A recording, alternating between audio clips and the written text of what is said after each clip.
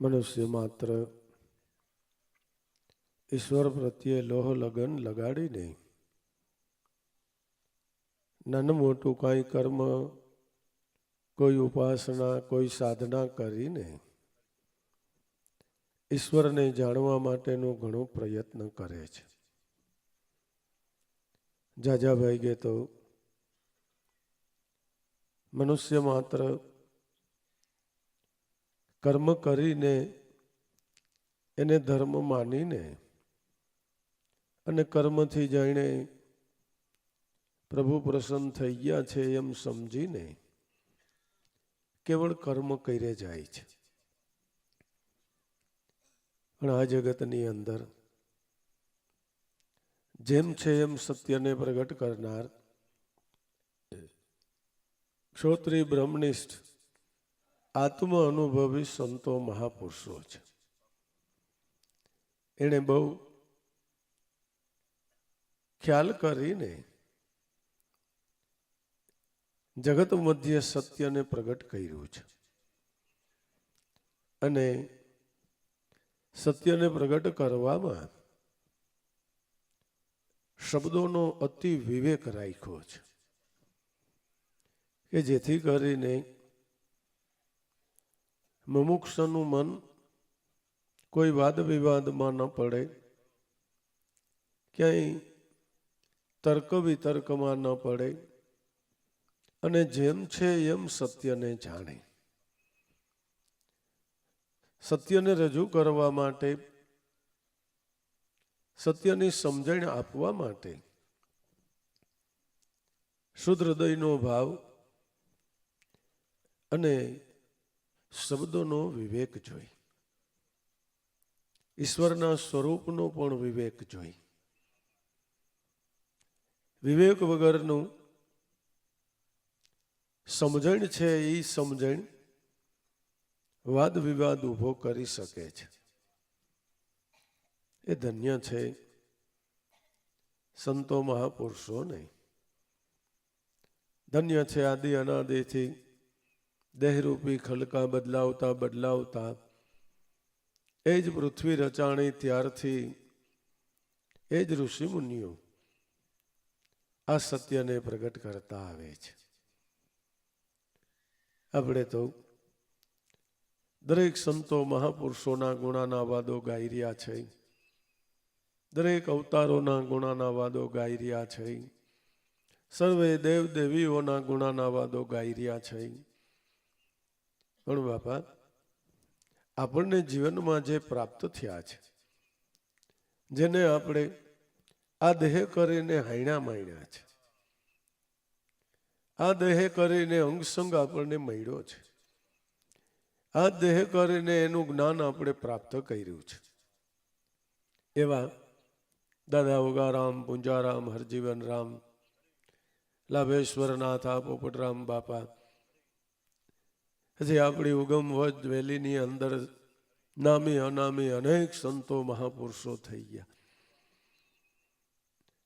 સર્વ કોઈએ આ સત્યને પ્રગટ કર્યું છે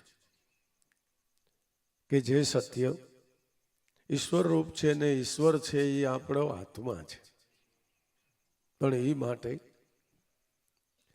જેમ તમારે કોઈ લૌકિક જ્ઞાન જોતું હોય કે લૌકિક ડિગ્રી જોતી હોય તો તેના અભ્યાસે વળગવું પડે ને,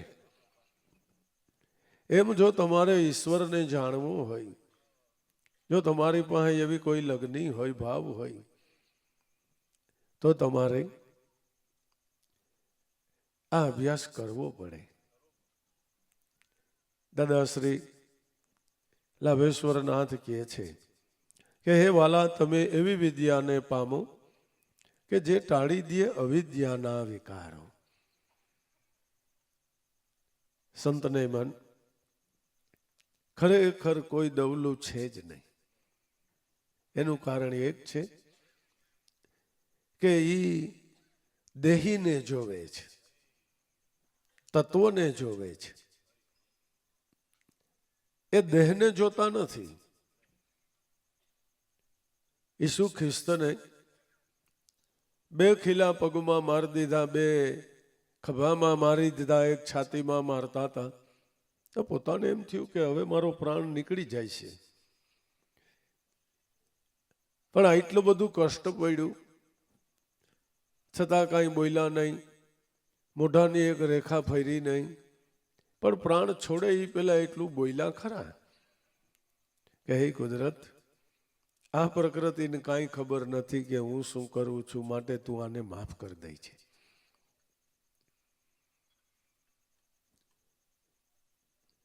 દેહીને જોઈ રહ્યા છે એટલે એને કોઈ દવલું છે જ નહીં, જીવ માત્ર વાલો છે.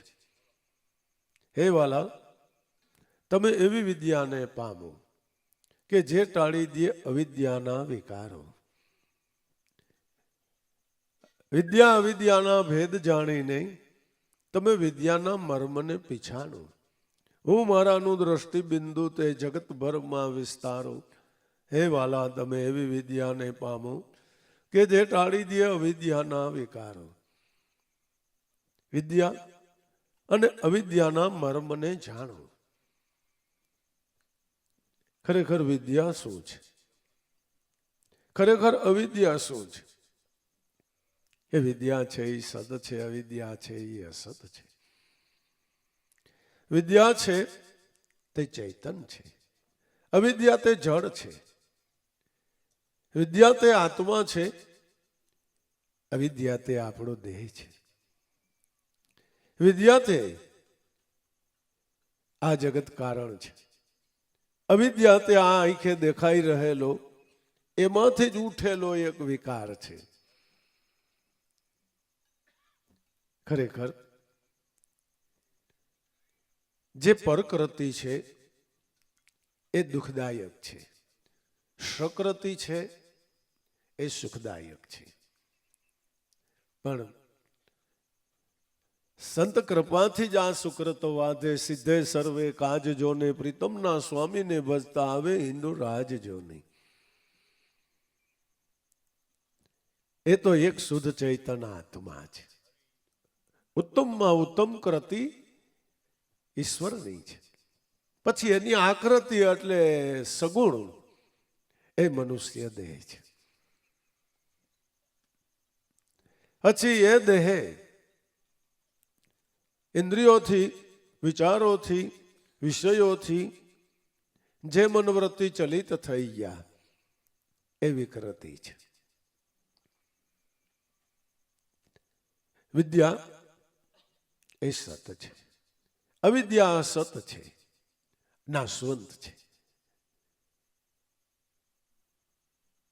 વિદ્યા છે તે શાશ્વત છે, વિકારોને ટાળી દેવા છે.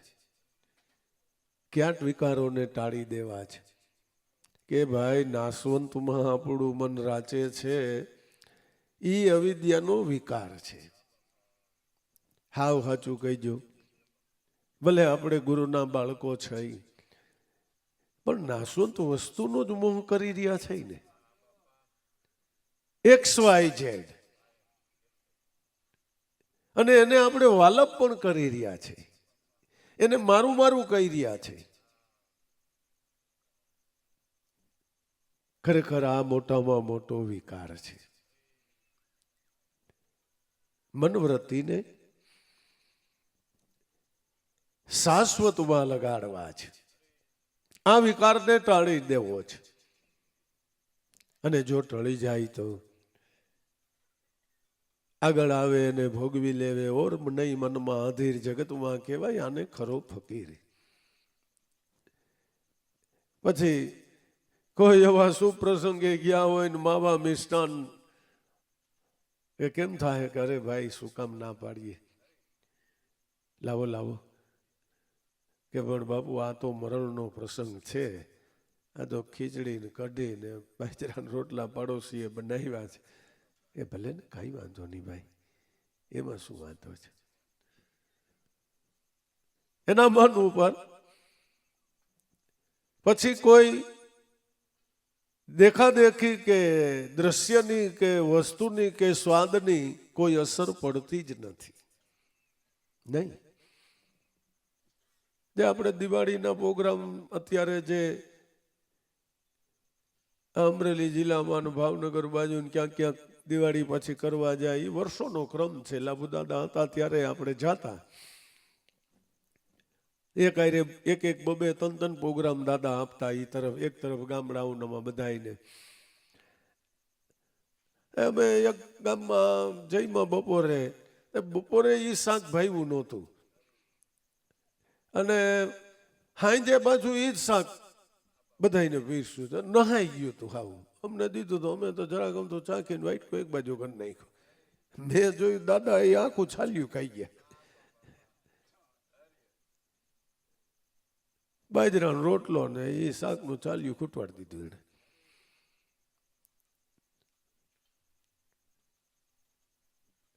આપણે જે બોલી રહ્યા છે એવી જ પ્રત પાડનારા, એવી રેણીકાણી પાડનારા લાભેશ્વર નાથને આપણે બધાએ જોયા, જાણ્યા, આયણા માયના.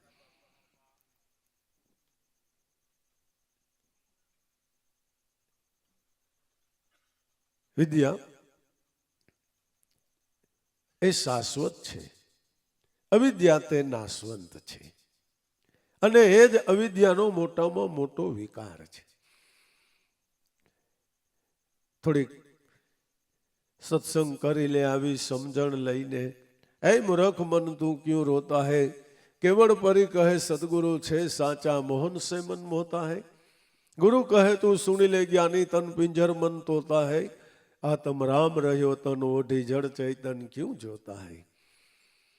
તારે મોહ કરવો હોય તો તારા જ ઘટની અંદર કરતા કુદરત બેઠો છે. પ્યાર કરી લે, પ્યાર કરી લે, શું કોઈ તારો યાર નથી? એ ભાઈ એને ગોતી લેજે, ગોતી લેજે, એ ભીતર છે, ક્યાંય બહાર નથી. અને આ તો ઘટમાં ફરે એક ઘડિયાળ, પણ તમે કાંડે પહેરીને કાં ફીરો? પુરુષોત્તમ કહે એ પ્રાણિયા કયેક તો ઘટ ભીતર જોયા કરો. વિદ્યા અને અવિદ્યાનો આવા મર્મને જાણો. વિદ્યા અવિદ્યાના ભેદ જાણી નહીં. બેયનો ભેદ શું છે?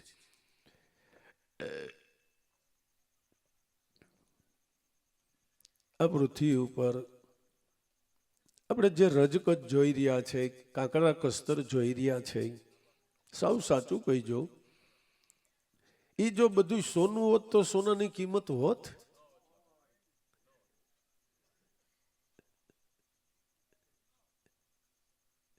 કરતા કુદરતે વિદ્યા અવિદ્યાને માયા પ્રપંચથી રચીને એની અંદર મહાન કિંમત મૂકી દીધી. જેમ સુવર્ણની કિંમત, એમ વિદ્યાની કિંમત છે. લૌકિકમાં જોઈ છીએ આપણે. હા, આપણો દીકરો વિદ્યા પ્રાપ્ત કરે, આપણને ગર્વ થાય.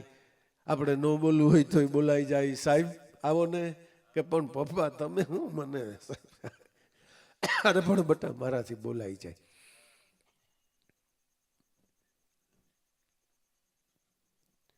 વિદ્યા અવિદ્યાના ભેદ જાણી નહીં, વિદ્યાના મર્મને પીછાનું. વિદ્યાનો મર્મ શું છે? કે એકે જાણીને સર્વ જાણ્યું. મતલબ આ વિદ્યાને જો કોઈ જાણે તો એ ઈશ્વરને જાણે. ઈશ્વરને જાણે એટલે જગતને જાણે. જગતને જાણે એટલે 14 બ્રહ્માંડને જાણે. 14 બ્રહ્માંડને જાણે એટલે 5 તત્વને જાણે. 5 તત્વને જાણે એટલે 3 ગુણને જાણે. 3 ગુણને જાણે એટલે 25 પ્રકૃતિને જાણે. 25 પ્રકૃતિને જાણે એટલે સંકલ્પ વિકલ્પને જાણે. એનાથી કાંઈ અજાણ્યું નહીં. એક જાણપણામાં સર્વ જાણપણું. એ પાછું પોતાના પૂરતું નહીં, જીવ માત્રની ગતિને જાણે. અને આપણે કઈ આમાં કોઈને પૂછવા જવું નથી, કારણ કે આપણને આપણા જ મહાપુરુષોના આવા અનુભવ છે. આપણા મનની વ્યથાને એને વગર કીધે, વગર વિનંતી કરી એ વાત કરી દે, અને એને ટાળી દેવાની સમજણ હોત આપી દે, ટાળી દેવાની સમજણ આપી દે. મતલબ એ સર્વ જાણનાર છે. વિદ્યાના મર્મને પીછાનો, વિદ્યાનો મર્મ એને જાણે સર્વ જાણ્યું. અને એને જાણ્યું એટલે જીવ ઉપર ચડેલા અનંત જન્મના કરેલા કર્મનો પાસ છૂટી જાય. એને જાણ્યા એટલે તરત જ સ્વરૂપ પ્રાપ્તિ થતા મોક્ષની પ્રતીતિ થાય. એટલે મન મટી જાય, મનનો લય થઈ જાય, જીવદશા ગઈ. હું મારાનું દ્રષ્ટિ બિંદુ તે જગતભરમાં વિસ્તારો. હવે હું કહું, મારું કહું, એનું દ્રષ્ટિ બિંદુ હું તું તે ત્રણેય કોના છે? કે ત્રણેય અખંડ ગુરુના છે. સ્થૂળ સૂક્ષ્મને કારણ હું તું ને તે ત્રણેય ક્યાં સમાય છે? એ આદિનારાયણ ઘુમા ભગવાન અહંગ સ્વરૂપની અંદર જઈને સમાય છે. જે સમષ્ટિ સ્વરૂપ કહેવામાં આવે છે, જે સર્વનો આત્મા કહેવામાં આવે છે. એટલે એ સર્વાત્મા છે, સમષ્ટિ છે. મારો આત્મા, તમારો આત્મા એ વ્યષ્ટિ છે, અસમષ્ટિ છે. અહીંયા આત્મા સમષ્ટિ વિશે ઈ જ પોતે પરમાત્મા. પણ વિદ્યા વગર સમષ્ટિને સમજી પણ શકાતું નથી. નહીં, જ્ઞાનને ગોખી લેવું, ગોખીને બોલી લેવું એક વાત છે, અને એ જ્ઞાનનો અનુભવ કરવો એ બીજી વાત છે. હા, એ બીજી વાત છે. એ તો વાંચીને સાંભળીને, આપણી યાદ શક્તિ તીવ્ર હોય તો આપણે સાંભળીને વાંચીને બોલી શકીએ. એમાં વળી શું મોટી વાત છે? અને એ અનુભવની કિંમત છે. હું મારાનું દ્રષ્ટિ બિંદુ તે જગતભરમાં વિસ્તારો. જેને આપણે સમષ્ટિ કીધું, એ જગતભરની અંદર વિસ્તાર પામીને રહેલો છે. એક જ શબ્દ, પણ આખા જગતની અંદર એક શબ્દ જાંટા મારે છે. એમ બોલવું યોગ્ય નથી. એ એક શબ્દની અંદર આખું જગત સમાઈને રહેલું છે.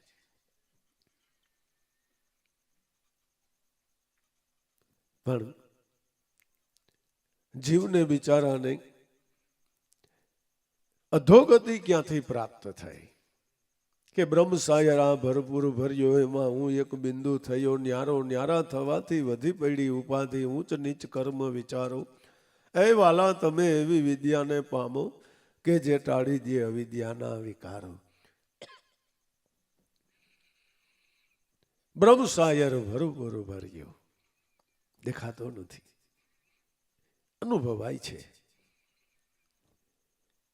આખા જગતની અંદર એ શબ્દ સ્વરૂપ ખીચો ખીચ ભર્યું છે. એમાંથી આપણું મન સ્ફુરણ રૂપ જુદું પડ્યું.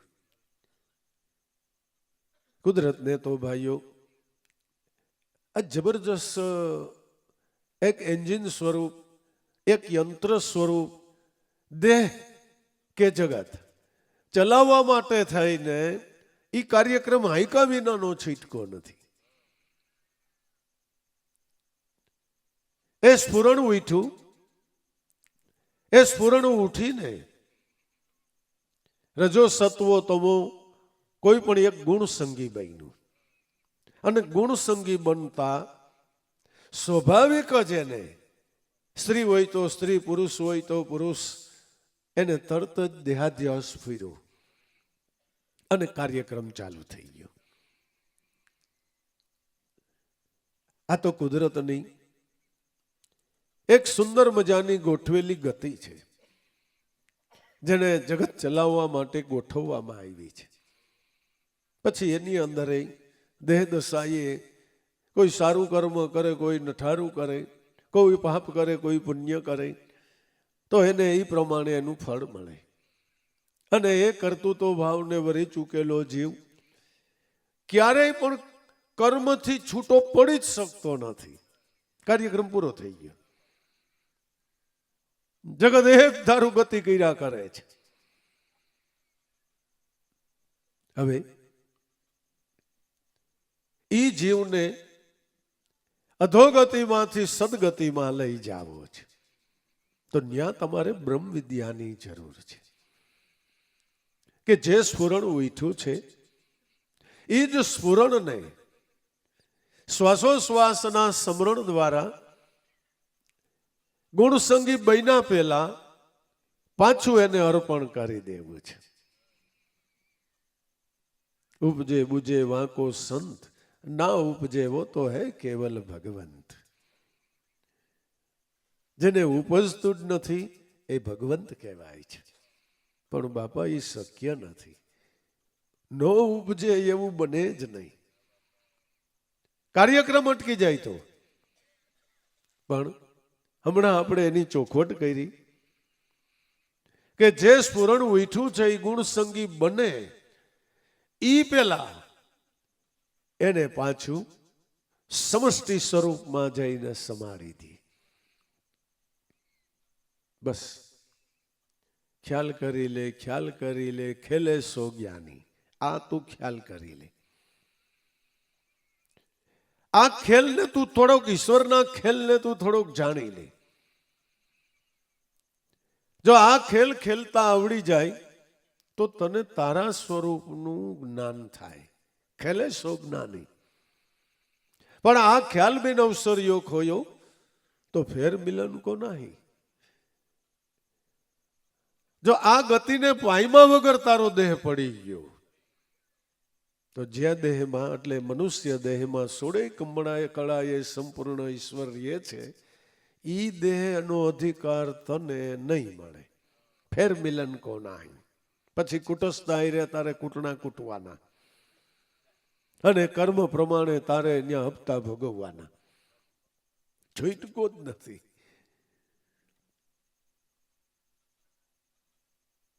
એક શબ્દ મને સાહેબ દીધો, સાહેબે અલગ લીધો, મેં લગ્ન કરી દાસ દયાનંદ બ્રહ્માનંદ ચરણે 84 આવું ફરી. જેણે આ શબ્દને પાછો શબ્દમાં મેળવી દીધો, આ સ્ફુરણને પાછું મૂળ સ્વરૂપે સ્થાપી દીધું. એ કે હું 84 ન આવું ફરી. કે પણ દેહ કરીને તો વયા જાય છે. અમે જોયા કે ભલે ને કાંઈ વાંધો નહીં. હા વાંચું કહીજો, સરકારી નોકરી કરતા હોય, પટ્ટાવાળા માંડી થી કલેક્ટર સુધી, બરાબર, એની બદલી થાય કે ન થાય? એક શહેરમાંથી બીજા શહેરમાં જાય તો પટ્ટાવાળાની કક્ષા પ્રમાણે પટ્ટાવાળાનું ક્વાર્ટર બીજે શહેરમાં જાય ન્યા મળે, બરાબર. આને કલેક્ટર કક્ષાનો માણસ હોય તો આ શહેરમાં એને બંગલો મળ્યો હોય મોટું, અને બીજા શહેરમાં બદલી થાય તેને બંગલો જ મળે. આપણે બાપુ એમ છે, આપણે એમ છે, ભલે દેહ પડી જાય બદલી થાય તેમાં શું થઈ ગયું? કન્ફર્મ. ચિંતાનું કોઈ કારણ નથી.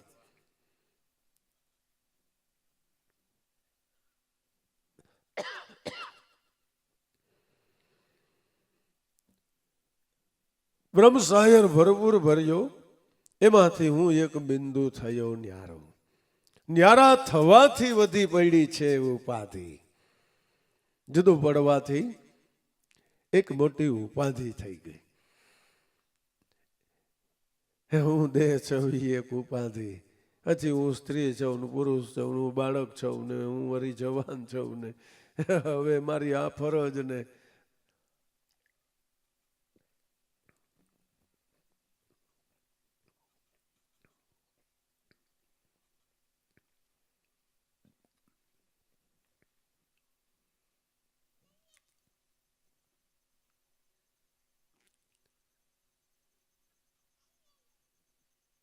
દેહપણું પ્રાપ્ત થતા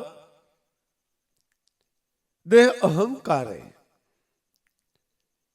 કર્મનું બંધન પડવા માંડી ગયું. કર્મના બંધન થકી એને 84નું બંધન પડી ગયું. અને જીવ બિચારો એ 84ના ચક્રાવામાં ચડી ગયો. અનંત કાળથી આ ક્રમ ચાલી રહ્યો છે. ભાગવતમાં પણ એસાન સમસ્યાઓ કરવામાં આવી છે. એ જીવ બિચારો 40-45 લાખ વર્ષ સુધી 84ના દેહ ધારણ કરે ને એમાં જઠરાના દુઃખ ભોગવે અને અનઅધિકારી હોવા છતાંય 100 વર્ષની આયુષ્ય વાળો દેહ એને અર્પણ કરવામાં આવે છે કે લે હંસ, તારો અધિકાર નથી છતાં આ 84નું ચક્કર ફર્યો છો એટલે તને એકવાર પાછો મનુષ્ય દેહ દઈ છી, તો થાય તો તું ભજન કર લે. પણ બ્રહ્માનંદ કે કર કે દયા દયાલ ને તુજે મનુષ્ય જન્મ દિયા, पर बंदा न करे भजन तो फिर भगवान क्या करे. जिसको नहीं है बोध गुरु ज्ञान क्या करे. निज रूप को जो जाना नहीं तो फिर पुराण क्या करे.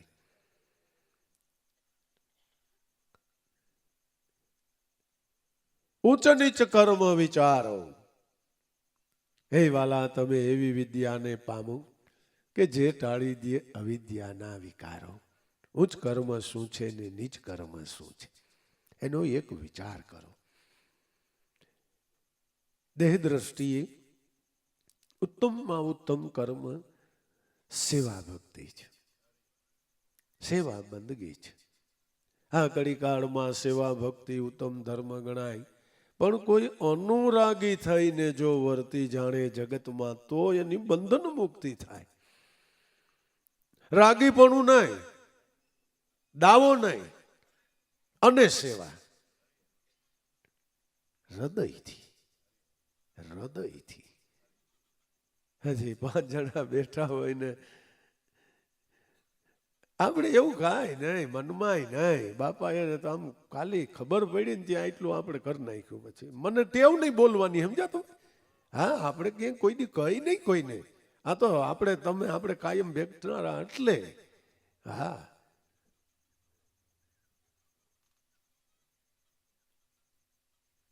રાગીપણું નહીં, કર્મ કર્યાનું કોઈ બંધન જ નહીં. પછી સ્થૂળ સૂક્ષ્મને કારણ મન થકી ઉત્તમમાં ઉત્તમ કર્મ શ્વાસોશ્વાસનું સ્મરણ છે. ઉત્તમ ચિંતા આત્મચિંતા છે. આપણે તો ઘરની ચિંતા છે, આપણને પુત્ર પરિવારની ચિંતા છે, ધનમાલ મિલકતની ચિંતા છે, વાડી વજીફાની ચિંતા છે, મોવારાની ચિંતા છે. લગ્નમાં તો પપ્પા તમે કાળા વાળ કરી લ્યો, પણ હવે બટા 2 પછી હા નવરો થાવ ને એટલે કરી નાખો. નથી ભૂલતા, બોલો. ભજન કરવાનું ભૂલી જાય છે. પણ જો जैसी प्रीत राम से ऐसी हरि से होई तो चला जाए वैकुंठ में ना पला न पकड़े कोई. ભલે ભલે એ કાંઈ ના નથી. તમારે સમય પ્રમાણે બધા આનંદ કરો, ભાઈઓ બહેનો બાળકો, કાંઈ ના નથી. ખૂબ આનંદ કરો, લેર કરો, કાંઈ વાંધો નહીં.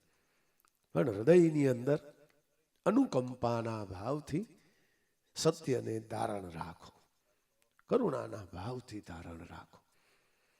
ચિંતા ન કરો, કાંઈ ભય ન રાખો. આ જગતની અંદર સત્યથી મોટું કાંઈ નથી. આ જગતની અંદર સત્ય જેવું કોઈ સહાયક નથી.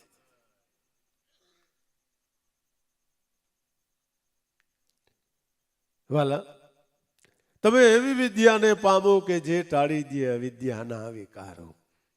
ઉચ્ચ નીચ કર્મ વિચારો. એકદમ શોર્ટકટ,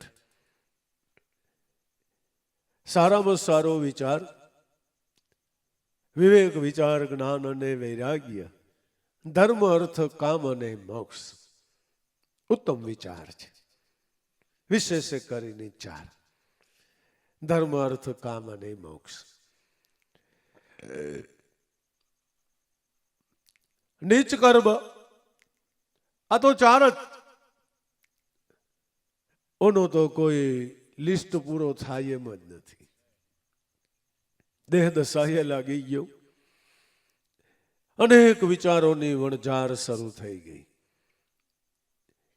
આપણે તો એને પણ બહાલી આપીએ છીએ, કારણ કે આપણને એવું જ્ઞાન મળ્યું છે, એવી સમજણ મળી છે, એવો સિદ્ધાંત મળ્યો છે કે આ સંસારમાં રહી અને છતાં વિરક્ત રહી. મતલબ આ બધું કરવા છતાં આપણું મન દ્રષ્ટા રહી શકે, એવી સમજણ, એવો સિદ્ધાંત, એવું જ્ઞાન આપણા મહાપુરુષો થકી આપણને મળેલું છે. પછી તો જે જેના મનની સ્થિતિ છે એ પ્રમાણે એને સમજી બુજી શકે છે. કોઈ વાત એવી ચાલતી હોય તો એમાં સભાજનોની અંદર 5-25 પુરુષોને અમુક વાત એમ લાગે કે પણ આ શું બધી વાત કરી, આ કઈ આમ હોતું હોય છે ને તેમ હોતું હોય છે, ક્યાંય એવું વચાઈ જાય આપણાથી, પણ આ હું પણ મંડાણા છે. પણ મનની કક્ષા ન હોય એટલે પૂર્ણતાને સમજી ન શકે, અને એવું જરૂરી પણ નથી. કઈ બધાય સમજી જાય એવું જરૂરી નથી, પણ છતાંય સંતો મહાપુરુષોને ખ્યાલ હોવા છતાંય આ એકડા ઘૂંટાવ્યા કરે છે, ઘૂંટાવ્યા જ કરે છે. નવા સત્સંગી, આપણે જ્યારે નવા સત્સંગી બન્યા ત્યારના આપણા એવા ઘણા અનુભવ છે. સત્સંગ સાંભળતા આપણને ઘણાને એમ થયું હોય કે આ વાત મેં ક્યાંક સાંભળેલી છે. વળી આપણે વિચાર કરી કે આપણે પડઘટાણુંથી કોઈ દી સત્સંગમાં ગયા નથી, કે આપણે કોઈ ધર્મગ્રંથ વાંચ્યો નહોતો, તો મારા મનને એમ કેમ થાય છે એ તે પૂર્વે આ વાતને સાંભળેલી છે. ભલે તારી કક્ષા હજી એટલી નથી, પણ સંતો મહાપુરુષો આ મોટો દાખલો કરી રહ્યા છે. એ જ્ઞાન ઉજાગર કહેવાય છે. આ એના જ્ઞાનના પ્રકાશે ખરેખર જીવ ખ્યાલી બનતો જાય છે, કમાઈ કરતો થઈ જાય છે, જીવનો શિવ થઈ જાય છે. ઉચ્ચ નીચ કર્મ વિચારો, જો એટલો જ અહમ હું હોય તે શુદ્ધ બધું મુક્ત આત્મા છું. આ અહંકાર ઉચ્ચ છે, પણ અહમ દેહ અહંકાર છે એ નીચ છે, જેને રાક્ષસપણું કહેવાય છે. બહુ ફેર નહીં. જો ભક્ત પ્રહલાદના પિતા શ્રી અર્ણકશુપુ અને ભક્ત પ્રહલાદજી બંનેના ગુરુએ શુક્રાચાર્યએ આ સ્ત્રીબાઈ કર્ણા કુંભારે સોહમ મંત્ર જ આપ્યો હતો. પણ પ્રહલાદજીના પિતાશ્રી દેહ ભાવે ભજતા હતા. અહમ હું દેહ છું. પ્રહલાદજી અહમ હું શુદ્ધ ચૈતન્ય આત્મા છું. બસ આટલો જ ફેર.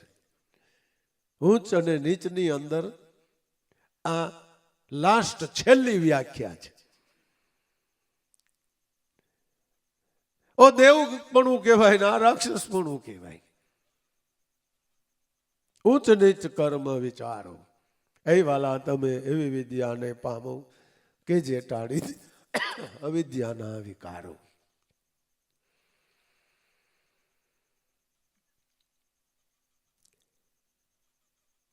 જે બિંદુ છૂટું પડ્યું, સમુદ્રને કાંઠે મોજા આવ્યા જ કરતા હોય. મોજું ભટકાય તો એમાંથી જળકંદો બિંદુ રૂપે કેટલાય છૂટા પડીને મોટી મોટી શિલાઓ પડી હોય એની ઉપર પડે, અને શિલાઓ તડકાની તૈપી હોય એટલે એ બિંદુ પડે ને આમ ઉલળવા માંડે. અને અને થોડોક ટાઈમ થાય ને ત્યાં બાષ્પીભવન થઈ જાય.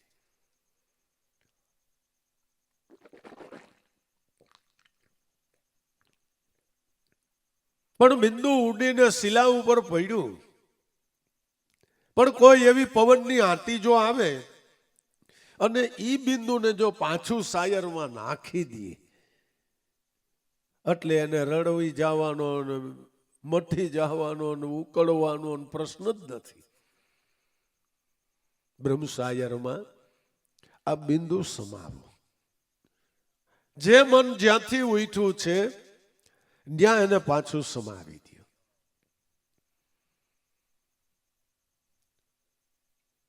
બ્રહ્મશાયરમાં બિંદુ સમાવો, પછી નહીં તેને કિનારો, પછી એનું સ્વરૂપ જ એવડું થઈ ગયું,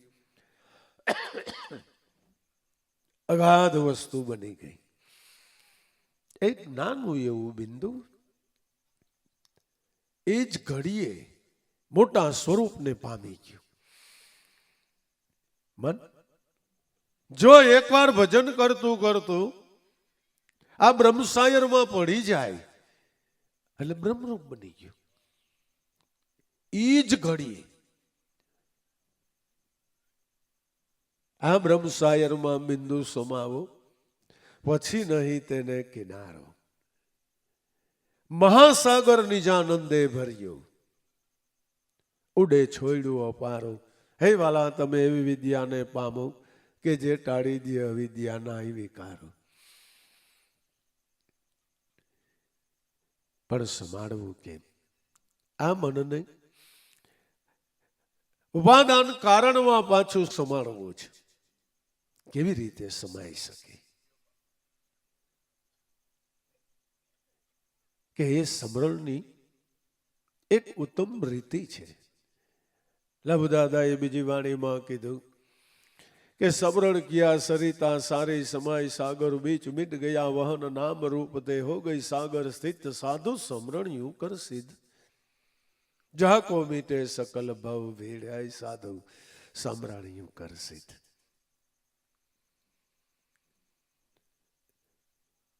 જે જળ સમુદ્રમાંથી જ આકાશે લીધું, વાદળ રૂપ રચાઈને વરસાદ રૂપ વરસીને જળના જથ્થા રૂપ નદી રૂપ ધારણ સરિતા રૂપ ધારણ કરીને અસ્ખલિતપણે વહન કરીને પાછું ન્યા જઈને મળી ગયું. બસ આવી ગતિ સમરણની હોવી જરૂરી છે.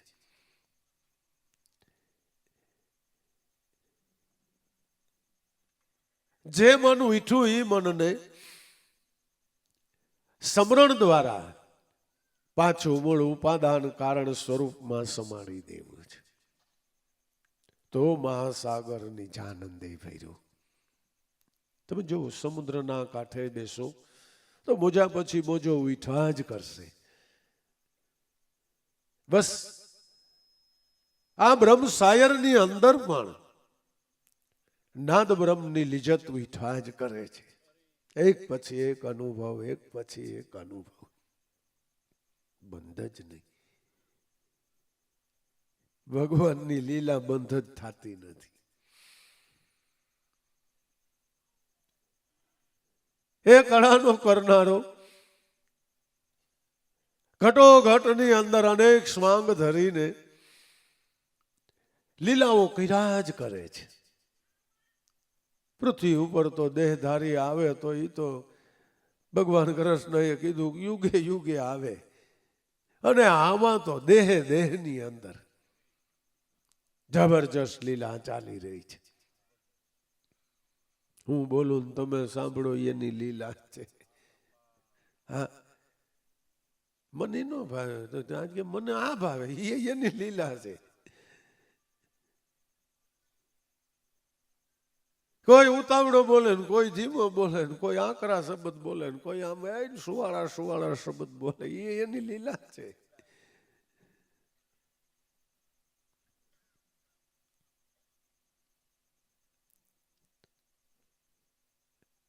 કોણ છે એ? આપણો પોતાનો શુદ્ધ ચૈતન્ય આત્મા છે.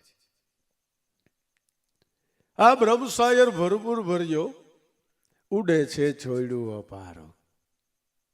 એનો પાર જ ના આવે. જેમ સમુદ્રના મોજાનો પાર ન આવે એમ ભગવાનના સ્વરૂપમાંથી ઉઠતી લિજ્જત નાદ બ્રહ્મનો પાર જ ના આવે. હે વાલા, તમે એવી વિદ્યાને પામો કે જે ટાળી દે અવિદ્યાના વિકારો.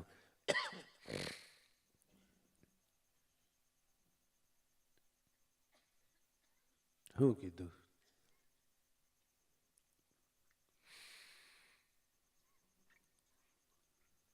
ઉધરણ એમ માંદર થયા દબાવી રાખવું એને. એટલે આ ભ્રમણા ભેદ મન અંધિયારો, આને તમે જ્ઞાન ઉજાસે વિડારો.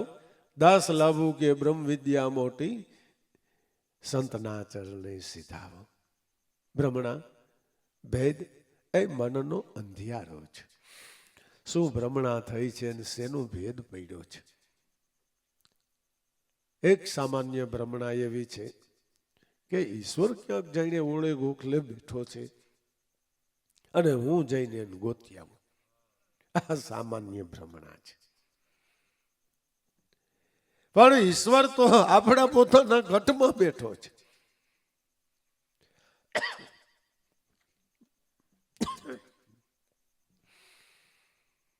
મોટામાં મોટી ભ્રમણા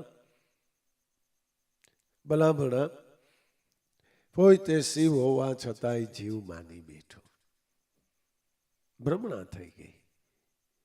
ભેદ પડી ગયો. ભ્રમણા થતા ભેદ પડી ગયો. વૈચે દેહાધ્યાસ કા પડદા બન ગયા.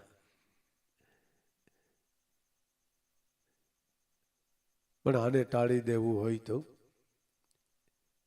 તો જ્ઞાન ઉજાસે વિડારો.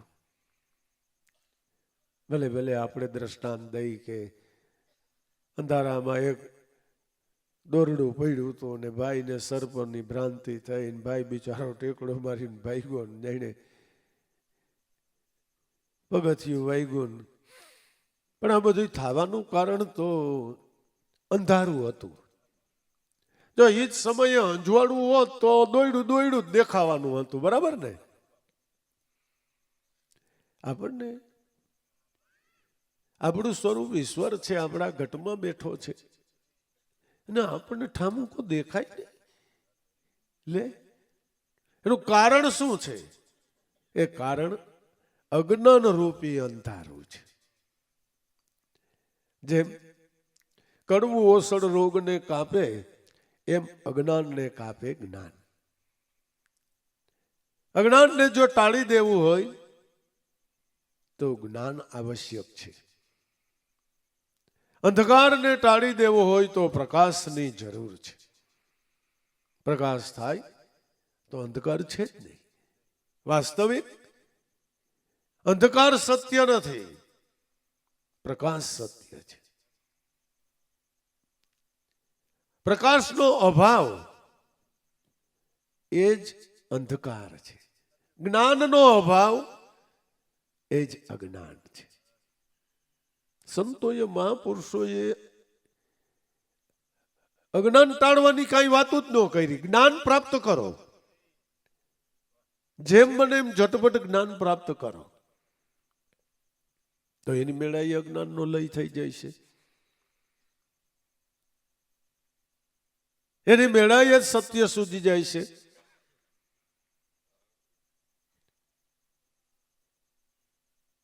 ભ્રમણા ભેદ એ તો મન અંધિયારો, મનનું અજ્ઞાન છે. પણ આને તમે જ્ઞાન ઉજાસે વિડારો.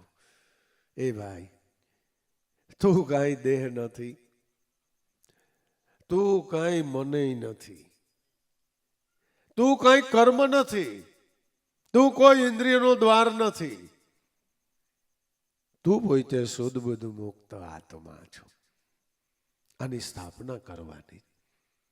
ને ખરેખર આને જ પ્રાણ પ્રતિષ્ઠા કહેવામાં આવે છે. પ્રાણ તો છે જ, ચાલે છે, પણ એની પ્રતિષ્ઠા થવી જરૂરી છે. મતલબ મનની અંદર એ સ્થાપના થવી જરૂરી છે કે હું પોતે શુદ્ધ બુદ્ધ મુક્ત આત્મા છું. પણ એના માટે બાપુ યજ્ઞ કરવો પડે. એના માટે તમારે બે માણાએ વરુણીમાં વરવું પડે. એના માટે તમારે ઘટ ઘી લેવું પડે, સાત સમિધો લેવા પડે અને યજ્ઞ કરવો પડે. અને છેલ્લે શ્રીફળ હોમવું પડે. ત્યારે પ્રાણ પ્રતિષ્ઠા થઈ શકે. તો મન અને વૃત્તિને આ ઘટની અંદર બ્રહ્મ અગન પ્રગટ છે.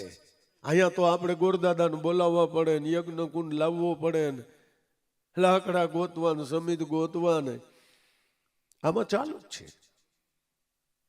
યજ્ઞ કુંડી પર યજ્ઞ રચાયા, શ્વાસે ને ઉશ્વાસે કોઈ આહુતિ ધરે, 21,600 આહુતિ કોઈ અષ્ટપહર મેં અર્પણ કરે.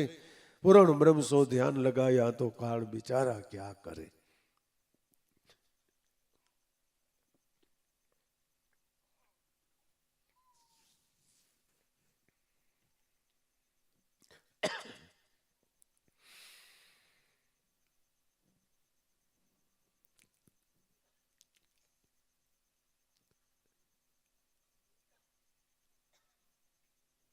શુભ અને અશુભ કર્મોના લાકડા બાળી નાખ.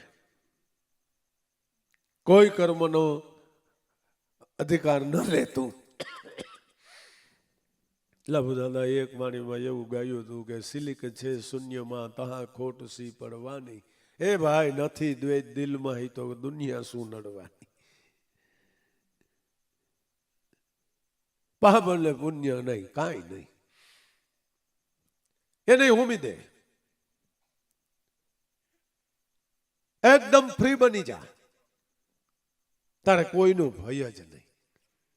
એટલે આ માર્ગે તમે કાં જાઓ કે કેમ કાકા, કેમ કાકા હું ત્યાં વચ્ચે અંધારો આવે છે બહુ અને આવાવરું રસ્તો આવે છે, ત્યાં લૂંટાઈ જાય બધા. કાકા તમે મારી ચિંતા કરો. મને ખબર તું બળું કહો છો, પણ તારું એકલાનું કાંઈ નહીં આવે. નહીં કાકા ચિંતા કરું. કાકા દીકરો થતો કઈ એમ કરીને ઓલી બાજુ જ્યાં ફરે ને ભલે કલાક 1.5 કલાક વધારે થાય એટલું જ ને. હવે કાકા તમે ચિંતા કરો મને, મારે ક્યાંક મરાઈ જાય તને લાફો એકાદો. એવું નથી કાકા, મારા ખીજામાં એક કાવડિયું નથી. લૂંટવા વાળા ખીજા ફફોડીને એકાદી લપાટ મારીને કાંઈ એકાદી ત્રીજી કાઢીને દઈને કાઢી મૂકશે, બીજું શું કરે? કાંઈ છે જ નહીં. લૂંટાવાનું ભય તો હોય ને, કાંઈ છે જ નહીં. પાપ કે પુણ્ય કાંઈ નહીં. અને ખરેખર પાપ પુણ્ય જેના મટી જાય એને કાંઈ બીક જ રહેતી નથી. પછી છેલ્લે દેહાધ્યાસ રૂપી શ્રીફળ જો હોમાઈ જાય એટલે પ્રાણ પ્રતિષ્ઠા થઈ ગઈ. પછી ગોરબાપા કહે કે હવે પેલી વેલી પૂજા તમે કરો, આમાં પહેલી વેલી પૂજા તમે કરો, કારણ કે મોટો ફાળો તમે બે આપ્યો, યજ્ઞમાં તમે બેઠા, હવે પહેલી પૂજા તમે તમારે કરો. આમાં પ્રાણ પ્રતિષ્ઠા થઈ ગઈ છે.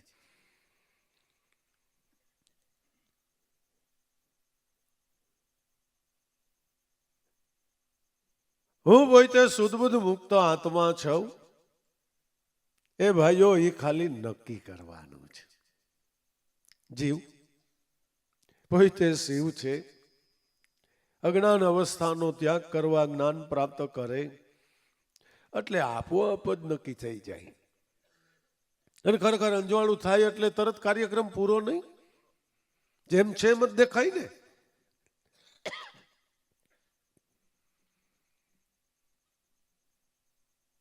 અરે ત્યાં પછી જીવ સેવ જેવું કાંઈ નહીં. નહીં હમ તમ પર હામ.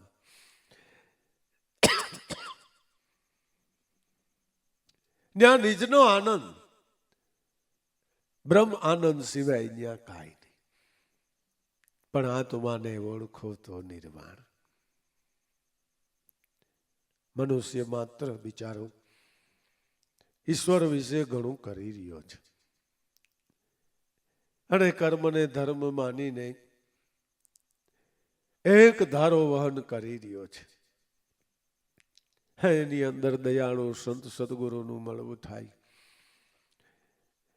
તો આપણને આ બ્રહ્મ વિદ્યા પ્રાપ્ત કરાવે છે કે જેનાથી અવિદ્યાના વિકાર માત્ર ટળી જાય છે. દાસ લાભુ કે આ બ્રહ્મ વિદ્યા મોટી એ આ માટે કોઈ સંતના ચરણે સીધાવો.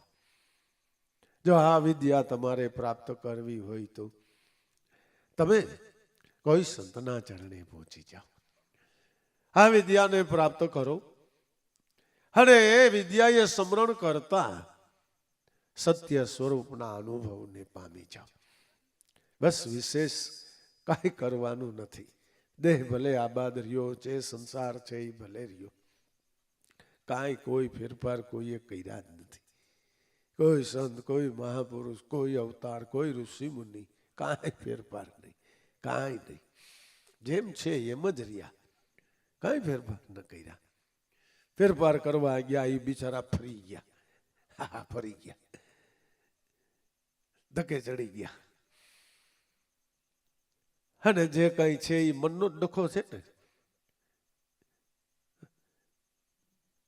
જાગ્રત, સ્વપ્ન, સુસુપ્તિ, ઘર, શહેર, વન, વસીએ, મનની ચોકી બધે પૂરી પણ સ્થિર ગુરુથી કરીએ. બાકી ભૂતનો વળગાડ ભેળો ને ભેળો ભાગીને ક્યાં રહીએ. આ પેટનું દુઃખ પેટમાં કૂચે, આ બહાર કોને જઈને કહીએ. હું સિદ્ધ થાવ કે અગર થયો છું એ આ તો ખાલી મનથી જ નક્કી કરીએ. તારે પોતાએ મનથી નક્કી કરવાનું છે. જો દેહ દશાએ રહીશ તો નીચપણું છે, અને ગુરુની દયા પ્રાપ્ત કરીને ભજન કરીને આત્મ સત્યના અનુભવને પામ તો ઉચ્ચ કક્ષા છે. આ સત અને અસત, પાપ અને પુણ્યનો વિચાર છે. ધનભાગ છે, ધન ઘડી છે. એ આવા સંતો મહાપુરુષોનો આપણને સત્વારો છે, સમાગમ છે. આ સત્સંગ કાયમ નિત્ય આપણને મળ્યા કરે છે. આપણા માટે આ બહુ મોટી વાત છે. એટલે આજ ભાવનામાં કાયમ જીવનને વ્યતીત કરો. જે ફરજ ઊભી થઈ છે એને આબેહૂબ બચાવો. પણ હાલતા ચાલતા, ઉઠતા બેસતા, કામ ધંધો ઉદ્યમ વેપાર કરતા, એ ખાતા પીતા પહેરતા ઓઢતા હરતા ફરતા હણતા માણતા મારા નાથનું ભજન કરો. આ ભલી વાત છે બાપા. આ ભલી વાત મન ગળે એના બેડા પાર છે ને સદગુરુદેવની